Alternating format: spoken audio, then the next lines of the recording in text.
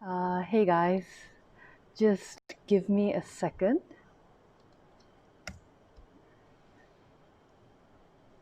Just give me a second to set everything up and then I will be with you shortly.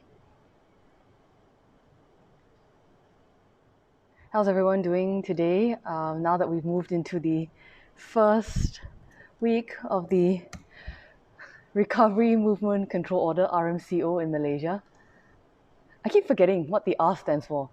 I keep going from revised to relaxed.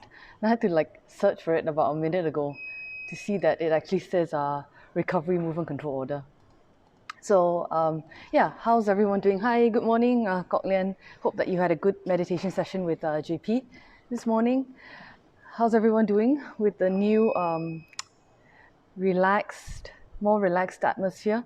I actually went down to KL this week, maybe 3 or 4 days ago, to complete some long-awaited errands, which have been held off and postponed for so long. And it was interesting. I went to the supermarket, went to Bangsa Village, went to Village Grocer, and there was a lot of people. There were a lot of people there. Good morning, Glenn. Good morning, Jason. Yeah, there were a lot of people in Village Grocer in Bangsa Village. But surprisingly, everyone was maintaining social distance. Surprisingly, everyone was maintaining social distance, and they were wearing their masks, and yeah, they were, kind of being very considerate of one another. So that was nice to see. That was very reassuring to see. And I don't know about this, maybe it's just my experience, but what I found is that people have been more considerate on the road. Normally when you drive down from Bentong to KL on the Karak Highway, maybe people are a little, fast and loose with the speed limit. But this time around, they were very considerate, like giving way, respecting indicators, letting me merge lanes, no honking, no unnecessary flashing of the headlights. So it was very nice to see. Good morning, Leng Yang Li. I'm so sorry if I mispronounced your name. And good morning, Iman. Just for everyone's knowledge and information, Iman actually sponsored today's talk on miserliness. So I will get started on that shortly, just waiting for a couple more people to join us. Hope that those of you who joined JP's Mindful Morning Meditation session just now had a very constructive, good session. Morning, Bradley, or rather good evening. Okay, so I guess I should do this anyway, but my name is Pastor Jean Ai, and I am a pastor based in the Kechara Buddhist organization here in Malaysia. Specifically, I am based in Bentong, which is about 45 minutes away from the capital city. All right, so before I go into the Dharma sharing today, I would like to just do a short prayer to also let everyone know the origins and the lineage of the teachings that we are about to partake in. All right, so I go for refuge in my Lama, from whom I've received these teachings. I go for refuge in the lineage gurus, from whom my Lama has received these teachings.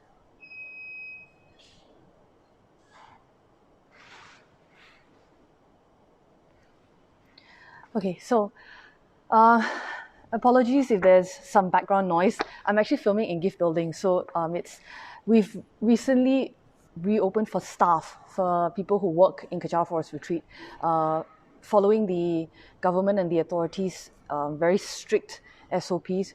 So we've been having more people coming in and out of KFR. We are not open to the public yet. That will be happening soon. So please look out for the official announcement on the Kechara Facebook fan page, as well as the Kechara Forest Retreat Facebook fan page. But good morning, Justin, and good morning, Sukfan. Okay, so last week I spoke about guilt, and last week I talked about how it's distinguished from the practice of cultivating humility. So humility is actually the absence of pride and the absence of arrogance, whereas guilt is actually paralyzing. So when we feel guilty, what happens is that we self-flagellate and then we beat ourselves up, and then we think that somehow that is enough to atone for whatever mistake it is or whatever harm it is that we've created or performed. And oftentimes when we are guilty, we don't go beyond guilt, right? So guilt is more passive, it's more paralyzing, as opposed to, and guilt also puts ourselves in a position of superiority. So we put the burden of comforting us on the other person. And it's up to them to make us feel better for feeling guilty, and it's up to them to comfort us, as opposed to addressing the problem or coming up with a solution to rectify the issue. So instead of practicing guilt, last week I talked about how we should practice remorse instead, because remorse and regret comes from a position of being equal. So that's you understanding, and that's you internalizing that that I committed something, I performed an action that was hurtful or harmful to someone else, and I recognize and acknowledge my responsibility in it, and these are the steps that I wish to take in order to rectify it. So regret and remorse has a much more active component to it as opposed to guilt. So, good morning, Jerry. Thank you for joining us today. So guilt. In order to actually practice remorse and regret as opposed to guilt, you can't do that by being miserly. Why? Why does regret and why does remorse have in order to practice it, why is it that we are not able to be miserly in that instance? And the reason why is because you need to actually be able to recognize the pain and the harm that you've caused to somebody else, and your complicity and your responsibility as part of it. And in order to do that, you need to practice some measure of generosity in order to want to rectify the situation. It is generous of you to say that I'm responsible for this, and therefore I wish to take these steps to actually reverse and to rectify what it is that I've done. And so this week, that's why I want to talk about miserliness. And it's not just miserliness materially speaking, and it's not just miserliness in terms of resources or in terms of money, but also miserliness in terms of our emotion and in terms of our knowledge and our effort and our thought and our enthusiasm, our care, miserliness of care. All right? So, as always, we start with defining what this particular quality is. And so what is miserliness? And where does miserliness come from? So it starts from a very young age, right? The lessons that we learn to share start from a very young age. You know, you have your parents. If you have siblings, you will know this very well. You will have parents always telling you, it's very good to share with your brothers and sisters. I have a brother, I have a sister, and that's something that my mother and father often told us. It's very good to share with each other. And the thing is, they never actually explained why. They just said it was good to share. And being that you're kids, you just kind of go, okay, you know, since mom and dad say so, then I'm going to, it must be right, it must be true, so I'm going to follow it. And, you know, it's not just your parents who teach you the importance of sharing, right? You also have fables that talk to you about the importance of sharing and about the dangers of miserliness, and always trying to impress upon you these lessons. You also have, you know, very culturally intrinsic traditions. For example, on Christmas, when you have the telling of Charles Dickens' A Christmas Carol, and then you talk about Ebenezer Scrooge, and you talk about how Scrooge was very much a Scrooge and very miserly, and you see his transition from someone who was very, very miserable because he was so miserly to somebody who was very happy because he was so giving and so generous and so sharing. And that this all centers around the festive season and Christmas. So, you know, these lessons that people and society try to impose on, trying to impress on us, start from a very young age, talking about the dangers of miserliness and the benefits of practicing generosity. So, since we start learning about these things from a very young age, you know, you probably must be thinking, since everyone finds miserliness so dangerous and generosity so important, where is it that we actually learn to be miserly? And so, if you recall, based on my talk from last week, that there is ignorance that's carried over from a previous life. We are all born in this life as a result of ignorance, and we're all born in this life as ignorant beings. So by virtue of our existence, we are very selfish and we are very self-serving, that it takes a lot to try to undo countless lifetimes of habituation into miserliness, right? So when we are born into this life, we are at a quote unquote disadvantage in that we are ignorant and we are already primed to be miserly, most of us anyway. And that when we are born into this life, we are born as imperfect beings, and we are governed by our ignorance, and we are governed by our self-centered mind, the mind that always grasps, the mind that clings, the mind that wants to accumulate and acquire. And it's not just us that's this way. So there are people around us, the people who teach us, they're this way as well. They're no different from us. So our parents, our school teachers, our friends, they're all born as imperfect beings as well. So where do we learn how to be miserly? We learn by observing the environment around us. So in spite of what people tell us, in spite of what we are taught, as part of school lessons, as part of our parents trying to teach us lessons, from a very young age, we already can observe hypocrisy. So, there are many things that we think children don't recognize or children don't observe, but children do observe things from a very, very young age. And one of the things that they do observe is when people's actions don't necessarily match what they say. And for example, when our parents tell us to share, but then we see our parents, in maybe a dinner setting with other people, and our parents go for the last piece of chicken or the last vegetable or the last whatever. And, these little lessons, not necessarily lessons, these little events that we see that we are surrounded by, they make an impression on us as well when we're children. And then as we get older, you move from observing these things where people that we spend a lot of time with, like our parents and our school teachers and our friends and so on, and we observe that, they don't share all the time, or they're not generous all the time, or they practice a degree of miserliness. From there, then we move into a situation when we're older. And in that situation, when we're older, what you observe is what you take in is what the media tells us, right? So all of us are so obsessed with scrolling through our phones, going on our computers, and just checking out what's the latest news. Especially in the last 80 days or whatever of the lockdown here in Malaysia, a lot of us consumed a lot of media, a lot of content on the internet. And what is it that you see that the media tends to glamorize? What is it that you see that the media tends to promote? It's not sharing. You see people fighting, so-called drama. You see people getting into cat fights. You see people accumulating. You see people glamorizing wealth. You see people glamorizing and promoting acquisition. And you see all of these things. So, just imagine, right? You come from, first of all, you're already born primed to be miserly for most of us anyway. And then on top of that, you're born into an environment where everyone around you has had decades or many, many years of reinforcing miserliness or reinforcing a lack of cultivation of generosity, right? So then you go into that environment. And then as you're growing up, you move into the other environment where you're surrounded by society and media that promotes and glamorizes acquisition and not sharing and not being generous, right? It's all me, take.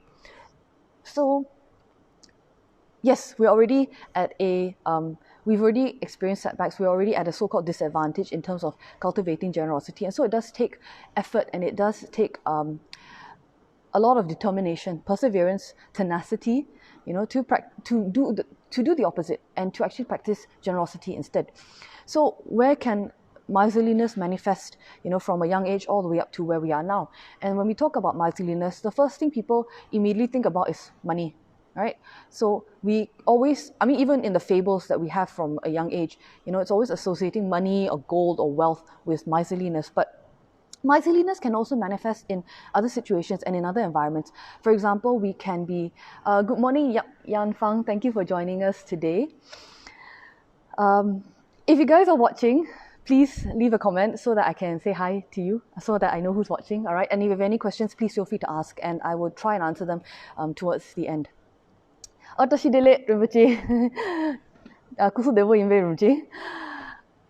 yes, so where can miserliness manifest? So oftentimes we talk about miserliness in terms of resources and in terms of money, but miserliness can also manifest in other ways, for example, in praise and in acknowledgement.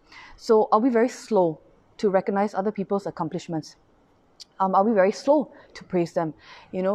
When we see other people doing better than us, what is our first instinct normally? Is it to be like, oh, well, I wish I got that promotion and that promotion should have been mine. Is that what we think?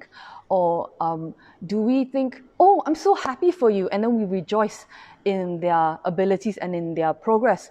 Do we praise them and do we acknowledge their progress, or do we feel bad about it, and do we think about ourselves and how we missed out? So miserliness can also manifest in terms of miserliness of praise and acknowledgement. Miserliness can also manifest in attention. So when our children, I say our children, I don't have kids, but when kids, when they ask us, when they ask for a minute, do people help them? So there's a story that's floating around the internet, and it's talking about a businessman who worked many hours, and then during the lockdown, he couldn't go into the office anymore, and so he was quote unquote forced, or rather compelled, to stay home. And as a result of staying home, he was able to spend much more time with his children. And in spending much more time with his children, what he observed and realized was that he had missed many of his children's milestones. And they were very young kids. And so what happened was he realized that, as much as he had justified to himself that he was working so hard in the office in order to provide his children with a better future, and that probably was his intention, right? He realized that having gone through all of that, but having missed out the milestones, the significant milestones of his children's life, he had missed out a lot. So was it worth it? He was doing a cost-benefit analysis. Was it worth it to have spent so much time in the office thinking that he was providing a better future for his kids, whereas on the other hand, he was simultaneously missing out on his kids' life? So miserliness can also manifest in terms of attention. When children ask for a minute of our attention, do we give it to them? When teachers in class ask for our attention, do we give it to them? When teachers, not just in class, but our gurus ask us for attention, do we give it to them? Right? So miserliness can also manifest in terms of attention. And miserliness can also manifest in terms of effort. So for example, when a colleague at work asks you for help, do you give that help to them? Or do you grumble in your head and be like, "Ayah, why is this person always asking me for help? Can't they do it themselves? They're so annoying. I have so many things to do." So, are we also miserly in terms of effort, in terms of assistance when people ask us for help? So when people talk about miserliness, it's not just necessarily money, it's not just necessarily resources, but it's also our time, our attention, our effort, our enthusiasm. All right. So miserliness is an attitude. It's not, and it's an attitude that can be carried over into all aspects of our life. So that's something that we need to get very, very clear. All right. Good morning, Joseph. Good morning, Amanda, Judy, Hui Xian Zheng. Good morning, everyone. Thank you so much for joining us today. All right. So today I'm talking about miserliness and talking about the benefits of generosity, talking about the disadvantages of miserliness, and what we can do to start to practice and to cultivate generosity. All right, so miserliness is, when you look at all of this, observe where miserliness can manifest in all the different areas of your life. Miserliness is actually a manifestation of craving, and it's a trap. Because the basis of miserliness is if I can keep and I can accumulate and I can possess as much as possible, then I'll be happy, then I'll be safe, then I'll be secure, and my future will be secure. Right? So it's not just accumulation of money, but or not just saving of money, but also saving of time. If I can keep as much time to myself as possible and I don't spend it on anybody else, if I don't spend my effort on anybody else, then I will be able to spend it on my own thing, my own endeavors, my own initiative, my own work. And so I will progress ahead. Okay, so miserliness is the manifestation of craving and of self-centeredness. And it's trapped because once you think, oh, if I do this, and if I accumulate a lot, then I'm going to be safe and my future is going to be secure, then the next step and what happens is your mind then comes in and your mind says, well, it's not so good for me to appear miserly, right? So all of us have face and all of us like to look good to other people. So then, having already received the lessons from a young age about how miserly people are really unpleasant to be around, then we think, well, I don't want to appear unpleasant to other people, so I don't want to appear miserly because it's not good to appear miserly. So I'm going to give just enough so that I don't look miserly and I look slightly generous, right? And so I look like I'm contributing. So then you have this, you start playing this mind game. I'm going to accumulate as much as I can so that I'm secure, but at the same time, I don't want to look bad and I don't want to lose face in front of everyone around me. I don't want to lose face in front of my colleagues. So I'm going to give a little bit and I'm going to say yes to their request for help sometimes, and I'm going to praise them sometimes, just so I don't look like, the horrible person in the office, right? So then you start playing this mind game. Then you start protecting your face. And then from there, then you think, okay, so since I've accumulated so much, how am I going to protect my acquisitions? What am I going to do to make sure that no one takes it away, to make sure that, and if somebody takes it away, what am I going to do in retaliation? What am I going to do to challenge that? And how am I going to protect my acquisitions from depreciating in value? So already you can see what happens is that when you're so focused on accumulating, and when miserliness is what actually influences and what governs your direction and your attitude in life, so much mental energy is already expended on something that at the end of your life you're not going to be able to take with you anyway, right? You're not going to be able to take your car with you. You're not going to be able to take your house with you. You can't take any of your technology with you, any of your phone, any of your laptops, anything. You can't take your bank account with you. But so much mental energy is already expended over decades from trying to protect the acquisitions, talking about how to get them at the beginning, and then how to protect ourselves from looking bad for appearing greedy or appearing miserly, and then talking about how to protect it, how to protect its value, how to protect its condition, and so on. So it's a lot of effort, a lot of mental effort that's already directed into this process. All right. So the analogy that our Guru, His Eminence Kyabji Sem Tuku Rinpoche, gave is that it's like trying to quench our thirst with salty water. And it's not going to happen. Why? Because salt water is a diuretic. It's going to drain you, and it's going to require even more fluid from you. It's not possible to quench your thirst, to acquire and to protect and to gain, and to be self-serving. It's not going to quench this desire in you by being miserly. All right. So what is wrong with being miserly? Maybe some people might think if I'm miserly, it's somehow connected to an increase in our net worth, if you want to put it that way, right? Being miserly helps us to accumulate and helps us to increase our assets and our net worth. So what is wrong with being miserly? And what is the result of being miserly? And the first thing that we need to remember is it doesn't make sense, and it's very dangerous and very risky to be miserly. Why? Because when you're miserly, what you're doing is you're actually tying your happiness to something that's external and something that's outside of your control, right? So you're tying your happiness and you're tying your peace to something that's beyond you, that's something that's outside of you. And these external items, they have no permanent and they don't have an intrinsic or an inherent value. There is, again, another story that's very famous floating around the internet. And on this story, I think it's related to a billionaire or something. And this billionaire happens to see a very beautiful woman. And the beautiful woman realizes that, this guy is a billionaire. And she tries to pick him up. Okay, and what happens is this billionaire gives her a very strong, stark lesson, and he tells her that her beauty is impermanent. Her beauty depreciates in value over time. So he's not going to invest his time into her because it's an investment that won't give him any return. All right, so tying our happiness and tying our peace to something external, which is beyond our control, is very risky. Because if you tie your happiness and peace to, let's say, beauty, physical beauty, beauty fades over time. If you tie it to items, tied to objects, assets depreciate in value. If you guys, any of you who are watching here are accountants, you have to account for asset depreciation of value in when you do bookkeeping. So there's assets will depreciate in value over time. If you tie it to, let's say, gold prices go up and down over time all the time, and that's just talking about value, right? You're just talking about the value of items. You're not even talking about its physical condition. You're not talking about how things degenerate. You're not talking about how things collapse, how things crumble, how they decay, how they erode. So if you tie your happiness and you tie your peace to something that's outside of you as opposed to developing something that's inside of you, what you're going to find is that your happiness is not going to be stable. It's going to go up and down. It's going to go up and down in relations to the up and down value of the external thing that you've tied your happiness to.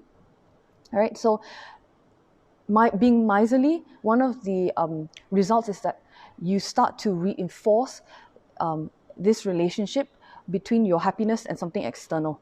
All right, because I will only be happy if I get that. I will only be happy if I have that. So miserliness reinforces that, and the result of that is that your happiness is not stable. It's volatile and it fluctuates. Another result of being miserly is that you end up developing very poor relationships. So, who amongst us likes hanging out around people who are very stingy? Who amongst us likes hanging out with people who are very miserly? Nobody. All right. You don't like to go to dinner, and then when the bill comes, you've only eaten a salad, and then the guy who's eaten steak and eaten lobster and eaten caviar and all those expensive things, the guy who's eaten that then says, hey, let's split the bill evenly, and all you've had is a salad and plain water, right? So no one likes to go to dinner with a guy like that. Similarly, nobody likes to hang out with somebody who's miserly. And so as a result of being miserly, what you end up experiencing is very poor relationships with other people, because a miserly person only thinks of themselves. They only think about benefiting themselves. And a miserly person will walk into a room and think, what can I get out of the people here? What can I get out of me being here? And who in this room can help me to get what I want? And none of us likes hanging out with people like that. So you just think, if you don't like hanging out with a person like that, then what happens if you become a person like that, right? So what happens if you become the person who's miserly? People don't like hanging out with you. So very simple, all right? Where does miserliness come from? It's founded on a misunderstanding of our existence, that things are permanent, that if we accumulate stuff on the outside, that its value and that its condition will remain permanent. And miserliness essentially is when we reject karma and when we reject the law of cause and effect. Why? Cause and effect. You do something, you get something. At its most reductionist explanation, cause and effect. You do karma, you do something, you get something, you get a result, right? And so when you are miserly and you operate from this thought that if I accumulate and I keep, I'm going to be happy, that's rejecting karma. Why? Because it's illogical to think that the cause, which is keeping something that's impermanent, will result in permanent happiness. All right, so miserliness is the rejection of karma and the rejection of cause and effect, by thinking that you can get happiness from something that's external and impermanent and subject to decay. Okay, and what happens is that when you are miserly, you start to reinforce this kind of mindset repeatedly. You start to think, if I keep and I get and I keep and I protect, I'm going to be happy. And as you think about this over and over and over again, in every aspect of your life, it starts to expand. You do it over years and it starts to expand, and then it starts to become entrenched in your mind, and then you start to operate from that kind of mindset. And so what Rinpoche always said was that it always starts with one thing, right? So you start with one instance, and then when you do it over and over again, that one destructive habit that we have then expands to other areas of life, or that one destructive view that we have expands to other areas of our life. So then we start rejecting karma by being miserly, and it starts there. And then you start rejecting karma in other aspects of your life, in other aspects of your spiritual practice. And so it continues, and then in the end, what you find in 5, 10, 20 years' time is that that kind of thought and that kind of thinking and attitude envelops and encompasses everything that you do. So according to the 8 verses, when you see something that's afflictive and see something that's destructive, firmly confront and avert it immediately. Why? Because as what Rinpoche explained, it starts with one thing and then it expands out to everything else. And it starts to affect everything else in your life, whether it's your secular life or your spiritual life. Good morning, Tan Ruby. Thank you so much for joining us today. All right. So now that I've talked about where miserliness comes from, and I've talked about the basis of it and some of the negative, or rather not negative, the suffering that arises as a result of cultivating miserliness. We also need to talk about solution, right? I can't just give you guys the problem and then not talk about how you can resolve or rectify or apply a solution to the problem. So what is the antidote to miserliness?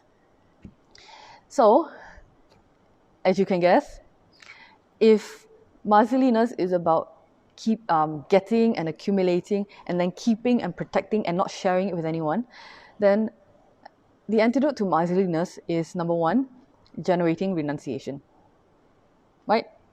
So thinking that none of these items belong to me, someday I must give them up, so I might as well give them up now.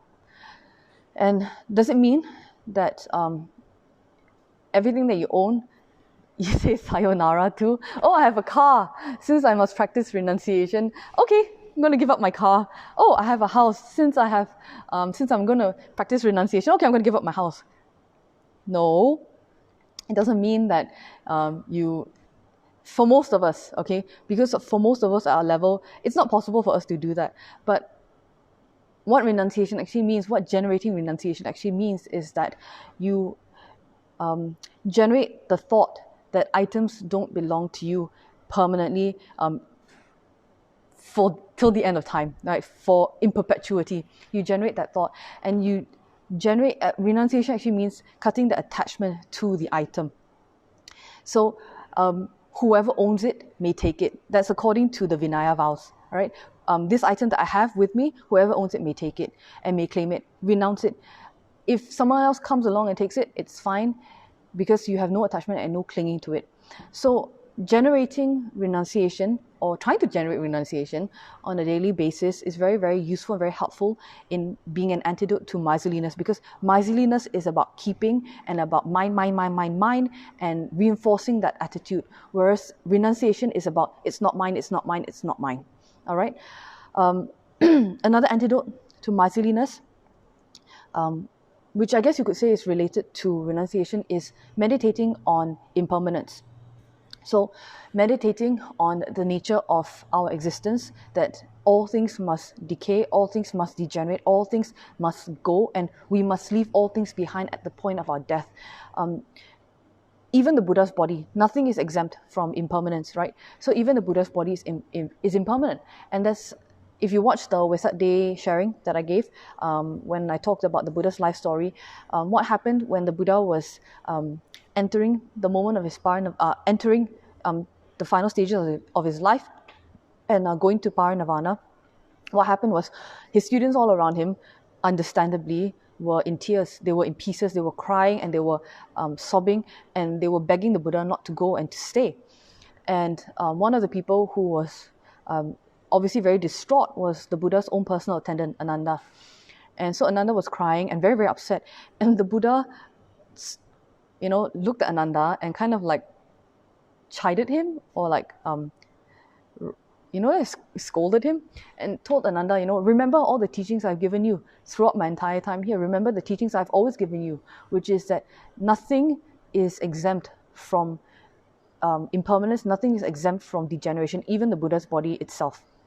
All right, so everything must be left behind at the time of death. Rinpoche said, there's nothing that we can take with us at the time of death, except for the attainments that we have managed to accomplish during our short time, during our short human life. You can't take your cars, you can't take your wife, you can't take your husband, you can't take your children, you can't take your boyfriend, your girlfriend, you can't take your house, you can't take your bank account.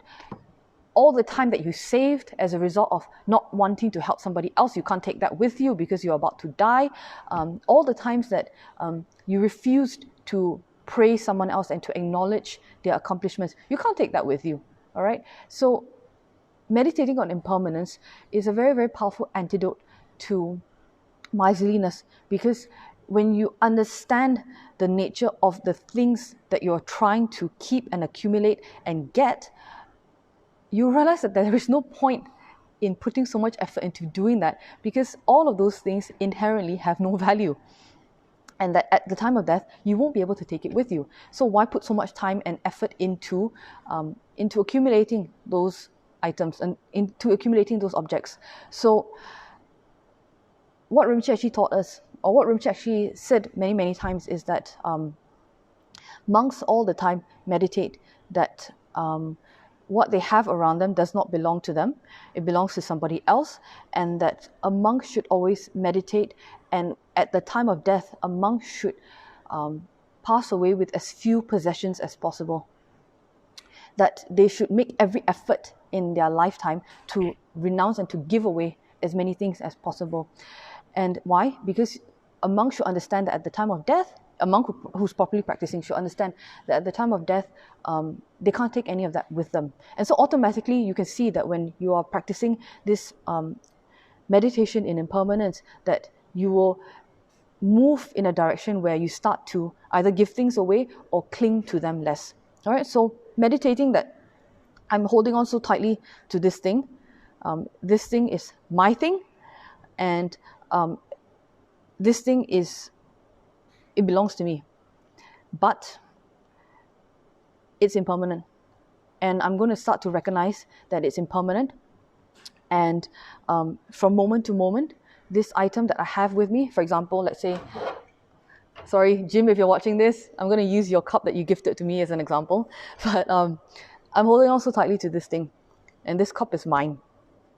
But if I look at it, it's impermanent, right? From moment to moment, this cup is changing. This cup is decaying. This cup is getting old. If I drop it, if I handle it incorrectly, it's going to crack. It's not going to hold my very precious coffee anymore, right? It's going to start to leak. And no matter how much I protect it and preserve it, at the end of the day, this cup is going to degenerate. Wait, 100 years' time after I've died, 200 years' time, if it lasts even that long, it's going to decay. Okay? So it's going to end. And someday it's not going to be mine anymore. Someday it's going to be somebody else's. So why not, number one, cut my attachment to it. Number two, while it's in good shape, why not think about gifting it to somebody else who might benefit from it more, somebody else who might enjoy it more. All right?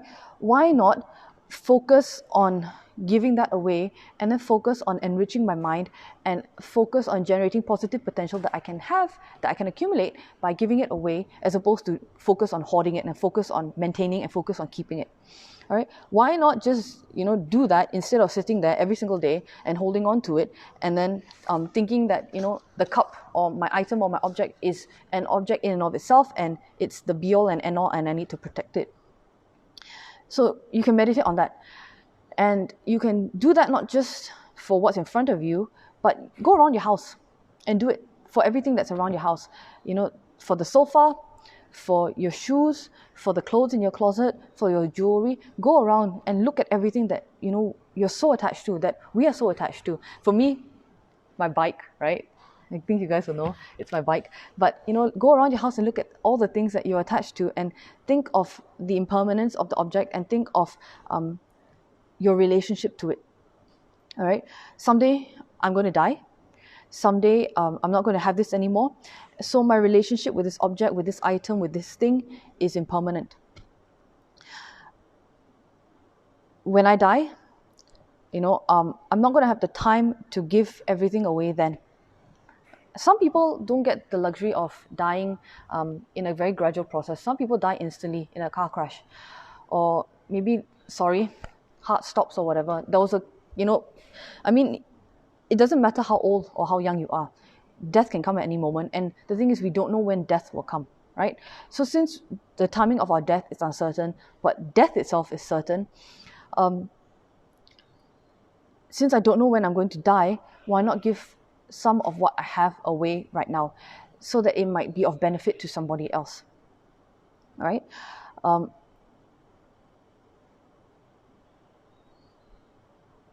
I think that, meditating on impermanence and on our objects is a very, very powerful practice to do, because not only does it encourage us to practice generosity and to generate renunciation automatically, but what happens is, when you start to make it a habit of going around your environment and going around yourself to meditate on the impermanence of the object, and meditate on the impermanence of your relationship with the object, actually I find that you end up being able to enjoy even more, right?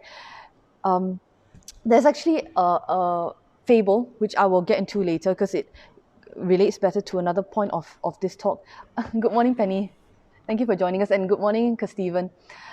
So yeah, I find that you end up being able to enjoy your stuff even more, because what happens when, I mean, what was the point of keeping everything to yourself? What is the point of keeping everything in pristine condition? What is the point of accumulating and never using? Imagine if you just kept your money and you never spent it, right? And or you never shared it with anyone else and you never spent it anywhere.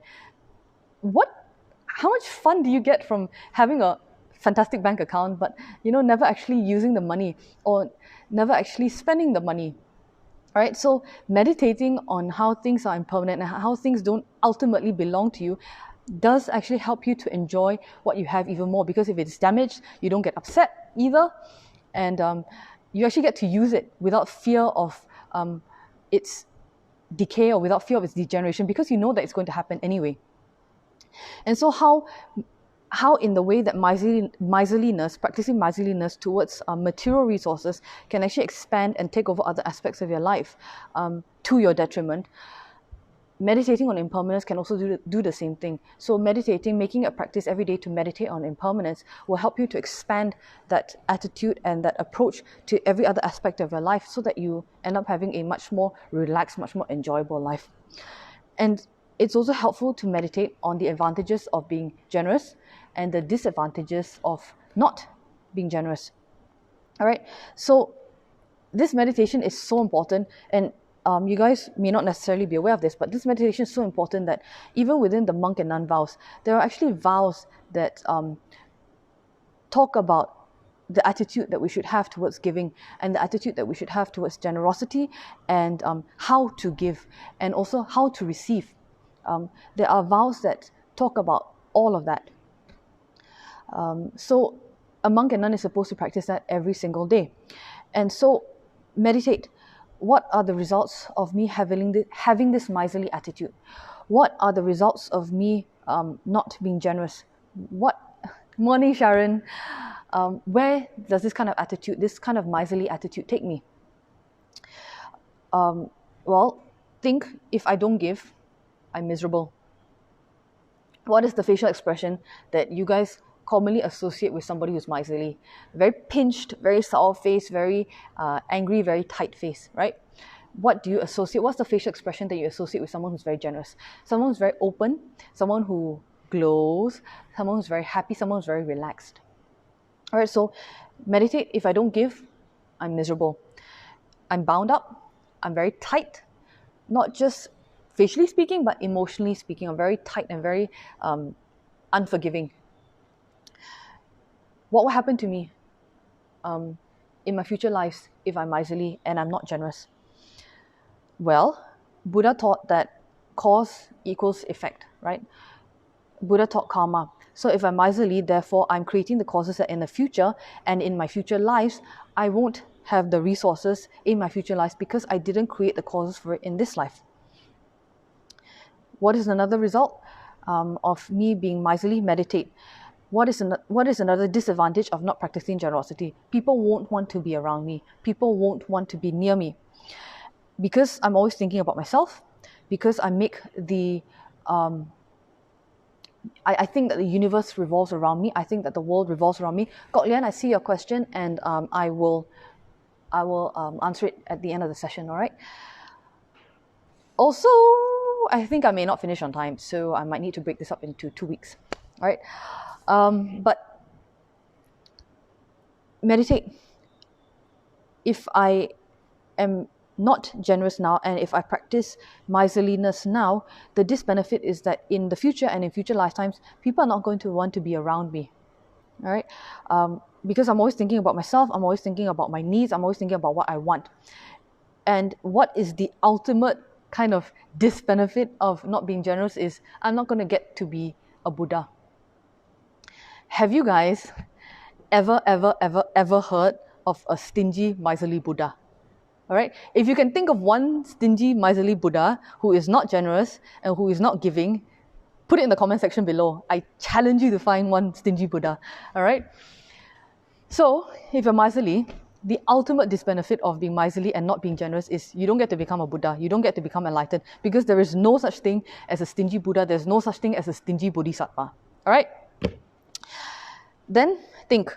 So now that you're thinking already, what are the disbenefits of being miserly and not being generous and being stingy? Think, what are the benefits of being generous? If I'm generous, I'm going to feel open. My heart's going to feel free. I'm going to feel very giving. I'm going to feel very light, very easy. And if you are so inclined, I'm also going to create the causes in this life and in future lives to have all the resources that I want, all the resources I need in order to be generous. Excuse me. So by being generous now, I'm actually creating the causes for me to be comfortable in the future and in future lives as well. All right. I went through the meditation on impermanence very quickly, and I also went through the meditation on the benefits of being generous and the disbenefits of being generous very quickly. But when you actually do the meditation, sit and think and go through it very, very slowly. What is this object? What is this object? What is this object's nature? What is this object's relationship to me? What are the disbenefits of being not generous? Where does this take me? Where does this kind of attitude take me? What kind of causes does it create for me in future lives? Are the causes that are the results that I'll experience in future lives something that I will find pleasurable, or something that I'll find to be suffering, to be not pleasurable? If I practice generosity, what are the causes of practicing generosity? What are the results of practicing generosity? What kind of result will I create for myself in this life? And what kind of result will I create for myself in future lives? What kind of result do I create for my friends around me? What kind of result do I create for my family around me? What will they experience as a result of my generosity? How will this practice of giving up miserliness and replacing it with generosity benefit my spiritual practice? What kind of path does it lead me down? All right, so the meditation should be done slowly and not at the machine gun speed at which I explained it. All right, but take the time to think, what are the results of giving and what are the results of not giving? And as you do this every day, what you're doing is you're training your mind over and over again to think in this way. Of course, at the beginning, it's going to be, should I say, for lack of a better word, I'm going to say forced, right? Of course, at the beginning, you're going to have to put the time and effort to actually sit down and to consciously make a conscious effort to think in this way. But as you do it over and over again, it starts to become second nature. You start to think in this way automatically. Is it possible to think in this way automatically? Yes, it is. Why? Because look at the examples that we have had in front of us. Look at the best example that we've had in front of us, which is our Guru, His Eminence Kapje Sem Chukwu Rinpoche. Rinpoche never once thought that anything he had belonged to him. And all Rinpoche ever thought about was how can he use what he has in front of him for the benefit of somebody else. That's what Rinpoche always thought automatically. Whenever anyone even made offerings to Rinpoche, the first thing Rinpoche would think of is, how can I use this offering to benefit the person who made the offering and to benefit maybe somebody else? So the first thing Rinpoche would do when he received an offering was to offer it up on the altar to Vajrayogini, because Rinpoche in his humility always said that he's nothing, he's nobody, which we all know is not true, not the case. But Rinpoche always said that he's nothing, and that, making offerings to him, what good would it do to the person? So Rinpoche would say it's much better for the person to have the offering made on the altar to Vajrayogini, so that that person who made the offering will always have a connection with Vajrayogini. So the first thing Rinpoche would always do whenever people made offerings to Rinpoche was Rinpoche would always offer up to the 3 jewels. So that's the first thing that Rinpoche would do in terms of generosity speaking, thinking about how to use the offering to benefit somebody else, benefit the giver. Then Rinpoche would use the offering and think, well, this item doesn't belong to me, and during my passing, I will not be able to take it with me. How can I use this offering or this item to be of benefit to somebody else, right? So it is possible. What I'm trying to say is that it is possible to start to think automatically, to start to make this meditation on impermanence and on the advantages of generosity become something that you automatically do, something that's so-called second nature. All right. And then after you've done this, please don't just limit it and just say, oh, well, I meditated, so meditation's enough. I'm all good. I've done my 15 minutes for today, gone through the thought process that Pastor Gina talked about. I'm set.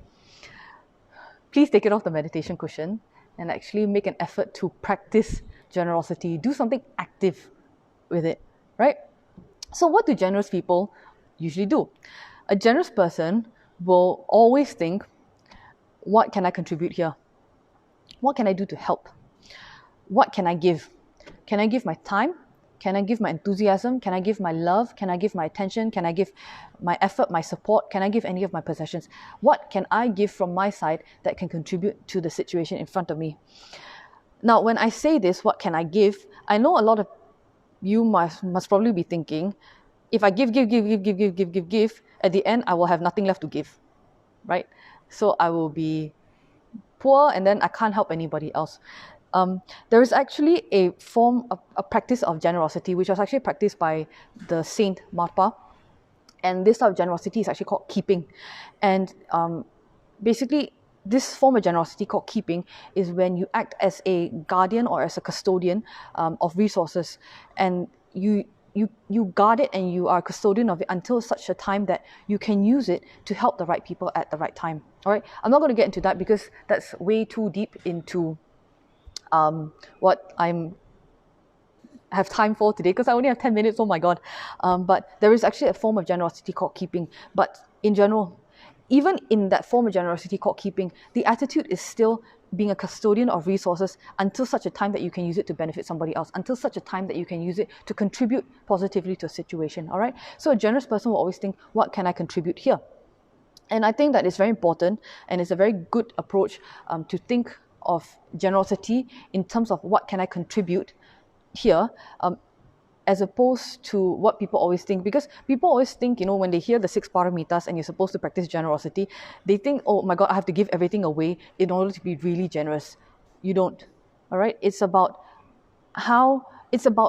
being wise, it's about being thoughtful, and it's about thinking that you have certain resources, whether it's time, whether it's effort, whether it's enthusiasm or attention or whatever, you have certain resources that you can offer to a situation in order to contribute positively or constructively.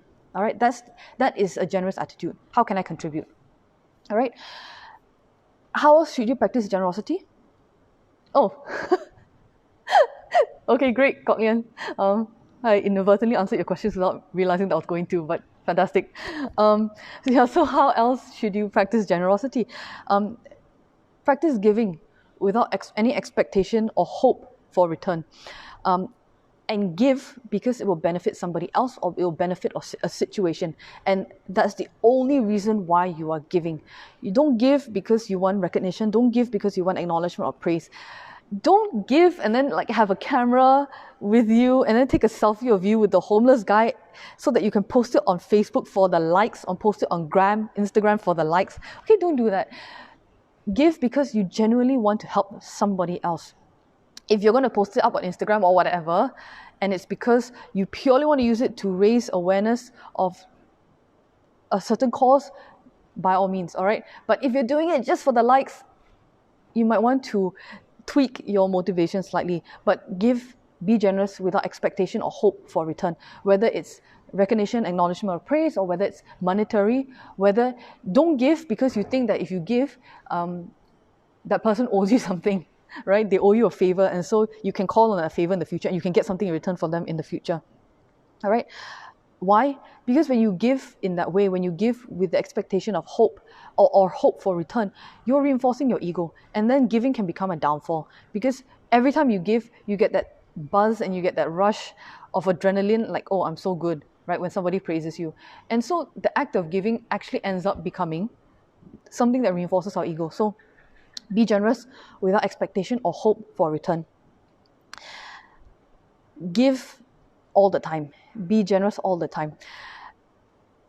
I know some people, will be generous, especially generous on meritorious days, right? So they will save They will save what they have until it's a meritorious day, and then they'll give on that day so that they can accumulate as much merit as possible. And then for the rest of the year, they don't give anything at all. All right? Giving, even with the hope of accumulating more merit for yourself, is still giving with expectation of return. It's much, much better to practice giving consistently, regularly, on a daily basis, every single day if you can, so that you reinforce a generous attitude. You reinforce this antidote to miserliness. And then you can actually accumulate merit every single day as opposed to just one day of the year. Right? Learn to give and learn to make offerings every single day, because it's good for your practice. It's good for your spirituality. It's good to be consistent. Someone asked me the other day, that they're feeling a little bit up and down recently. So can they do a retreat? And I was thinking, okay, so retreats are very good. I'm never ever going to say that it's not a good idea to do a retreat. But what Rinpoche always told us is that consistency is so much more important than applying one-off solutions or one-off fixes to problems. So imagine if you have 30 days out of the month, and for 28 days, your mind is going up and down, up and down, up and down, up and down, right? For 28 days, you're getting angry, you are snapping at people, you are jealous, you are miserly, you are sad, you are happy, and your mind and your mood is always going up and down for 28 days. And then for 2 days, you come to KFR, sit down, do your prayers, do your meditation, which is very, very good. But would it not have a greater impact on your mind if you're practicing mindfulness and practicing, doing your practice and doing your sadhana every single day for 28 days? Which one will develop a habit in you to have a more even mind? 28 days of consistent practice, or 2 days of intense practice, and then you come out of the 2 days, and then for the next 28 days, you're up and down again. All right? Of course, definitely do retreats. I'm never going to say don't do retreats, right? But also very important is put the groundwork in every single day for those 28 days by doing your sadhana every day, so that when you do the retreat for those 2 days, it's adding to the basis and the grounding that you've already created by doing your sadhana. And it's the same thing with practicing generosity. Waiting for the super meritorious day to be extremely generous on that day so that you can accumulate maximum merit on that day.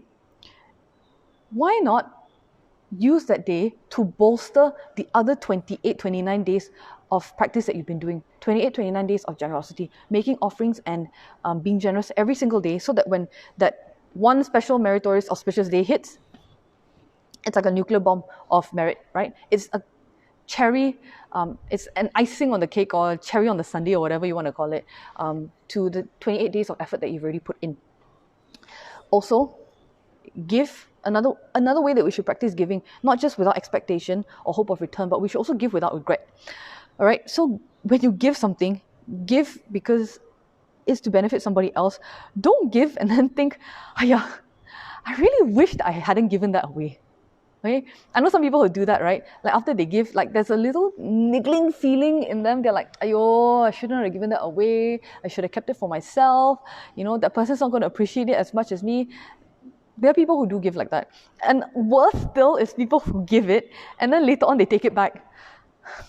Right? So give and practice generosity without regret, without the thought that, I wish I had not given that away.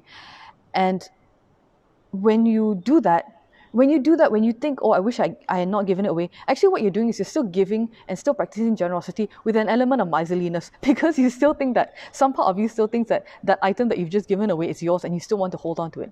All right, so give freely, give happily, without regret. Okay, so how can you encourage yourself to do all of this, right?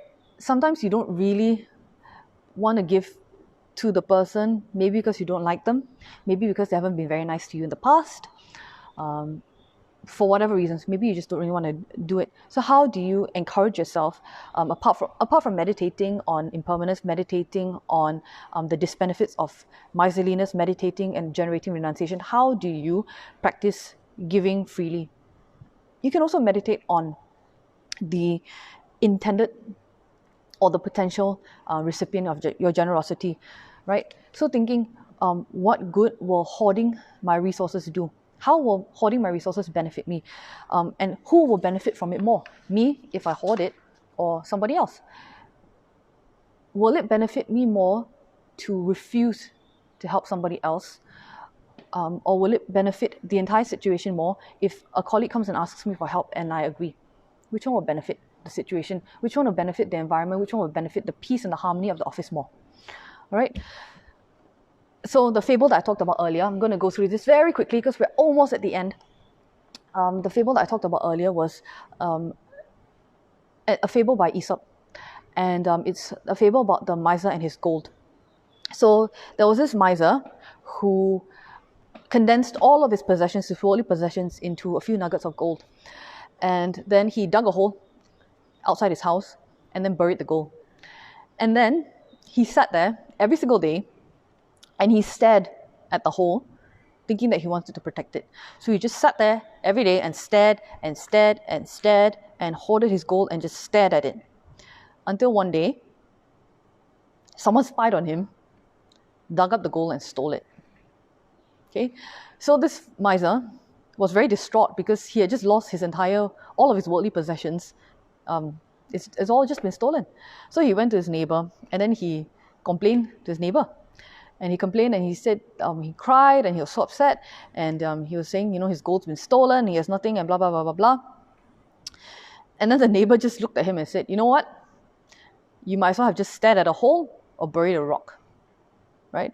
Because why? Ultimately, the gold had no use to him. It didn't benefit anyone. The miser never even got to use it. He never even got to enjoy the fruits of his hoarding. He never even got to spend the gold and enjoy it. He literally just sat there and stared at it until it got stolen. All right, so who would have benefited more from the gold having been used, having been spent? Which situation did the miser benefit from having the gold buried in the ground? Or would he have benefited more from actually using it, from actually spending it? So now, I guess, if you want to say the thief benefits from it, right? Because the thief saw the gold and then stole it and then ran away with it and gets to use it. But meditating on the object or on the intended recipient of your generosity and what will benefit the situation more, being generous or being miserly? Who will benefit from receiving or being the object of your generosity? Meditating on the intended or potential recipient of your generosity will help you to understand that, or help you to see that if you give, if you're generous, you practice giving, that somebody else can benefit from it as opposed to perhaps you hoarding it. Because the hoarding didn't do that miser in the fable any good. All right.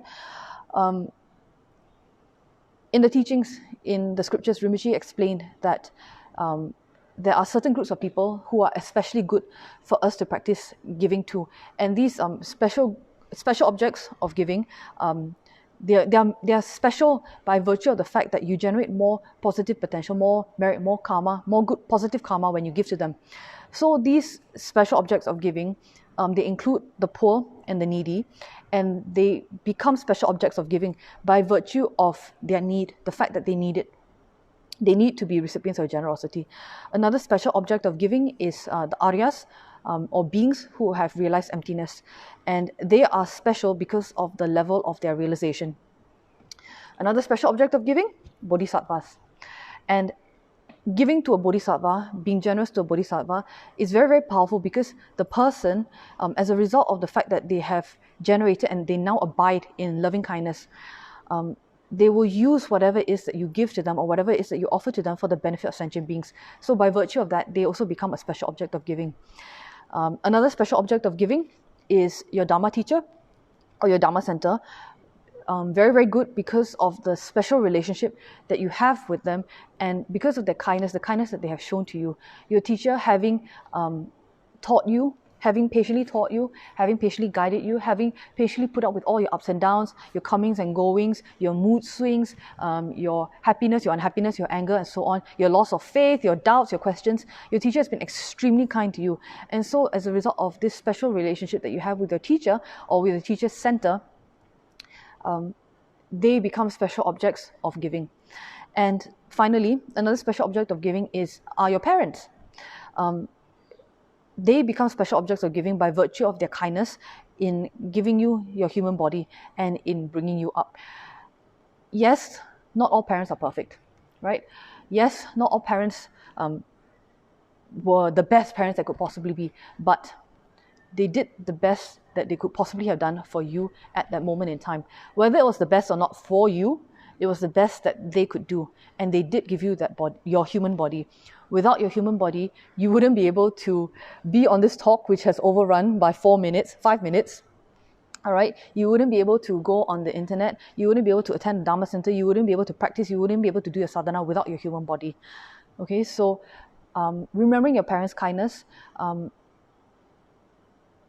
that makes them a special object of giving, because they were kind to give you your body, your human body, which will become a vehicle for you to practice so that you can gain enlightenment. All right. Also practice generosity with a lot of enthusiasm. Be happy when people ask you to help them with things. All right. Be happy that it's an opportunity for you to serve them, for you to benefit somebody else. And I know, because this does happen to me, admittedly it does happen to me, catch yourself when you feel this internal groaning and moaning about helping somebody else. All right, catch yourself and make an effort to do the opposite. When you feel yourself going, I really don't want to help, stop yourself dead in your tracks and reverse and think, no, this is the wrong attitude to have. Somebody else needs my help. I am in a position to help them.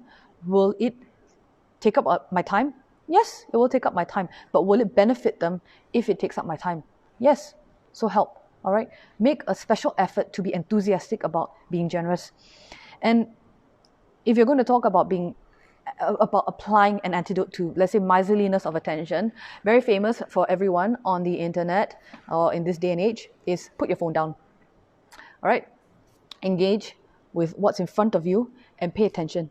Put your phone down, turn off your computer, turn off your TV, so on, whatever. Turn off distractions and be engaged and be in the moment, be in the now, all right? And practice generosity that way. Be fully engaged in the situation you are in and give that situation your full attention. And you can also practice generosity that way by giving something your full attention, all right?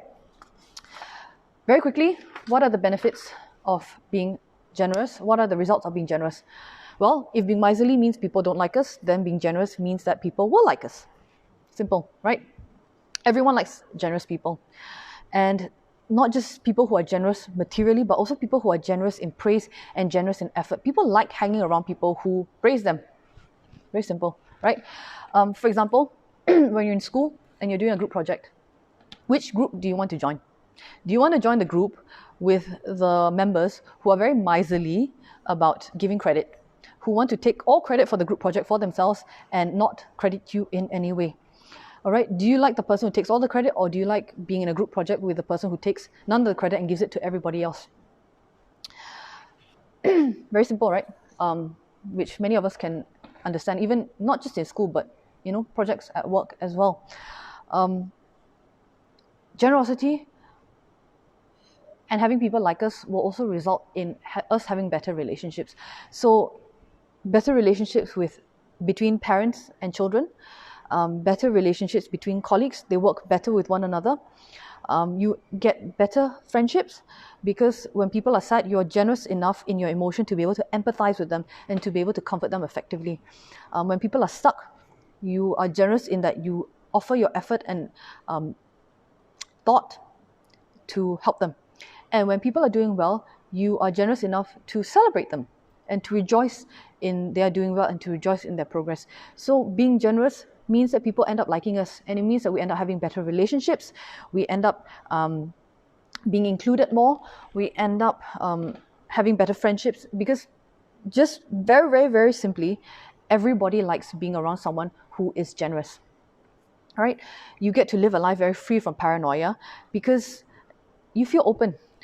Like I said before, what is the facial expression that you associate with miserliness? Right? Someone who's very tight, who's very bound up, who's very paranoid all the time, and very sour, if you want to put it that way. That's the facial expression of someone who's miserly. Conversely, a person who is generous is very open, very happy, very bright. So by being generous, the result of that is that you actually end up living a life that's very free from paranoia because you don't feel like people are trying to take advantage of you all the time. Maybe they are, but you don't feel it, right? Because you're already accustomed to being generous. You're already accustomed to giving. You also find that as a result of being generous, it becomes easier to die. I'm going to talk about death because, all of us have to die sometime. None of us are exempt. None of us can escape death. So how does being generous make it easier for us to die? Because we have less clinging to our possessions. So a long time ago, Rinpoche actually showed us a video on the internet, on YouTube. And in this video, this woman was talking about how her son had loved riding motorbikes and had loved getting on his bike and going out on the open road and blah, blah, blah, blah, blah. And the son absolutely loved it. And then one day her son passed away, suddenly and unexpectedly. Not on the bike, he just passed away. And after a short while after his passing, she started experiencing paranormal activity around the motorbike, which was still in their garage. And, she was experiencing a lot of things and a lot of signs. And she said that she felt very comforted because she realized that her son had come back to protect her and that it was his spirit hanging around the motorbike. While to most people that sounds nice, your son came back to protect you or to act as a guardian, in reality, it's not actually a very positive or desired result, because what it actually means is that your son came back as a spirit. He took rebirth in the spirit realm. Why did he take rebirth in the spirit realm? Out of his attachment to the motorbike. He was so attached to the motorbike that when he died suddenly and then came back and took rebirth, he came back as a spirit hanging around his motorbike. All right? So being miserly and having that extreme clinging and attachment and hoarding of our objects, it does and it will result in a very difficult death and difficult rebirth, where we might even end up taking a lower rebirth because of our miserliness. In the case, for example, as the example I've just given about the boy and his motorbike, all right? If you look at the scriptures, what does it say? Taking rebirth in the higher realms is the result of generosity. Taking rebirth in the God realm, although it's not optimal because you want a human rebirth, but taking rebirth in the God realm where it's all pleasure, is the result of generosity. All right, so lower rebirth, miserliness; higher rebirth, generosity. And all of this was explained by Shakyamuni, who explained that from giving comes wealth, whereas from miserliness comes poverty. All right, so practicing generosity, the result of practicing generosity is that we find it easier to pass away. We find it easier to let things go. Actually, seriously speaking, the easiest things for us to let go are things that are material. Why? Because it's just stuff, right? You can give it away at any time. What's even harder to actually give up and to let go is actually the emotional experiences that we have had. The immaterial things like trauma, afflictive emotions like traumatic experiences that we've experienced in the past. It's very difficult to let all of these things go. So by practicing generosity with material objects, with tangible objects, which are comparatively easier to let go, we can then start to carry that attitude and expand that attitude over to other aspects of our life, including letting go of immaterial things such as experiences, such as trauma, such as afflictive emotions that continue to color and govern the rest of our lives. All right, we need to start from somewhere.